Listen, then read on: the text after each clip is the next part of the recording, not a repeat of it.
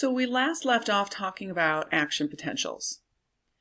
Now, although cells that are sending electrical impulses follow the all or none principle, meaning they either fire or they do not, if a cell is myelinated, that signal is going to move faster than if a cell is unmyelinated. Now, in our peripheral nervous system, there are cells called Schwann cells, so kind of like the ice cream truck with an extra N, that are going to wrap around our axons and insulate them. And we end up having this kind of lipoprotein mixture that insulates that wire, literally like the insulation in the wires in your house. When those cells all wrap around, they create little gaps between the cells, and those are the nodes that we talked about before. All of these cells together combined form the myelin sheath. If a cell has a myelin sheath, then it is myelinated, and if it does not, then it is unmyelinated. We'll talk a little bit more about that when we get to the brains. If we look at a cell that is myelinated, we can only cross the membrane of that cell with ions at the nodes. So that means that my signal is going to jump from node to node. It kind of hops along. It's much, much faster than if these aren't there, and imagine that these Schwann cells are missing. My signal is just going to be a slow, continuous signal. If it helps you to think of it as the rabbit versus the hare, sorry, I said that backwards, didn't I? The rabbit versus the turtle is going to move slow and steady and continuous. And the rabbit is going to jump from node to node, which ultimately is going to make it faster. We call this gradual flow down the axon continuous propagation, and it is slower. And that's, of course, if I do not have these cells here. So those are in unmyelinated axons. And up here, where we hop from node to node, we call that saltatory propagation or saltatory conduction, and that is faster. And we see that in myelinated axons. The diameter of the axon also makes a difference. The thicker the axon, the faster the signal is going to go.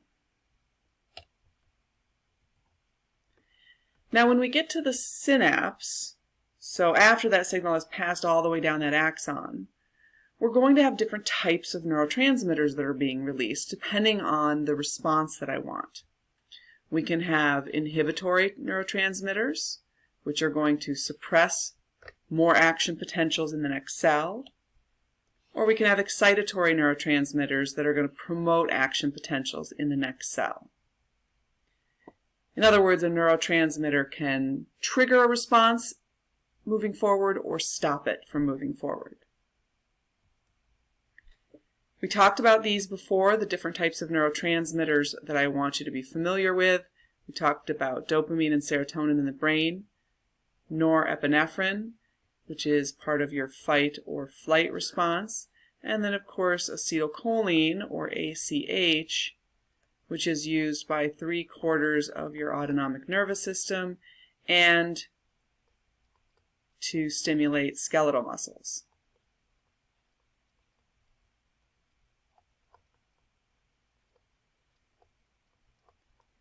Now, we did not talk about GABA, but you probably ran into GABA if you watched some of the Mouse Party.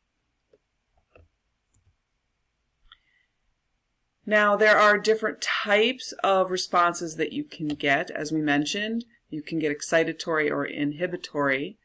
And I just want to introduce you to these very briefly because in nursing there's one in particular that might come up, and that would be these beta-1 receptors.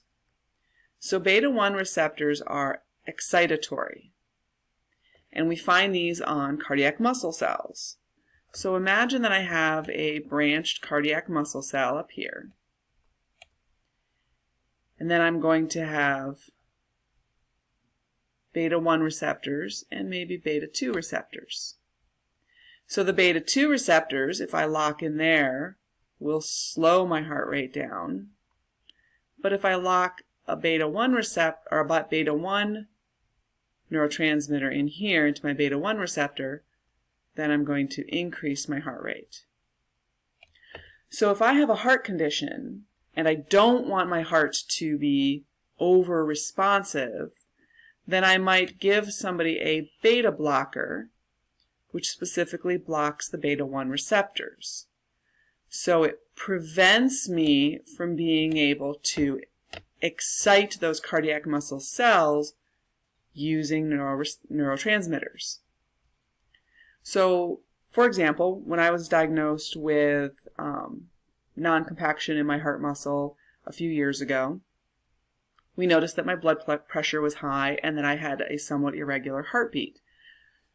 So one of the medications that they put me on is a beta blocker, which blocks this, and I can still stimulate my heart to beat faster using other types of receptors and neurotransmitters, but I can't stimulate it as easily. So it's much, much harder for me to get my heart rate up to a target heart rate when I'm exercising. So if I block these excitatory receptors, then my heart rate is going to drop. Now, we mentioned norepinephrine. This is going to be a big excitatory neurotransmitter. And don't worry about adrenergic versus cholinergic receptors just yet. I will be talking about those a little bit later. And we see norepinephrine receptors in parts of my autonomic nervous system and throughout my brain. These again are going to give me a fight or flight response. Dopamine is specifically a central nervous system neurotransmitter, and you may have run into that when you were watching the mouse party videos.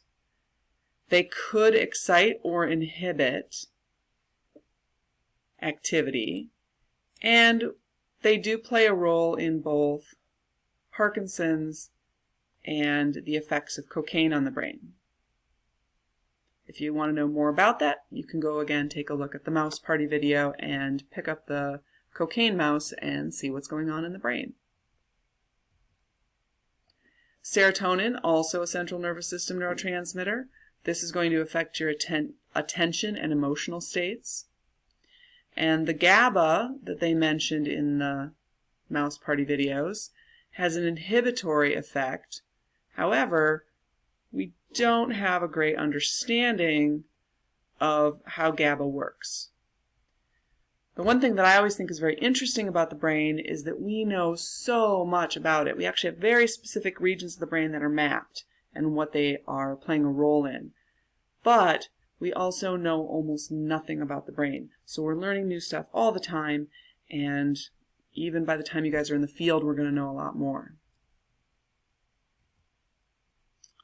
All right, we'll end there, and we'll come back and talk about brain protection in the next video.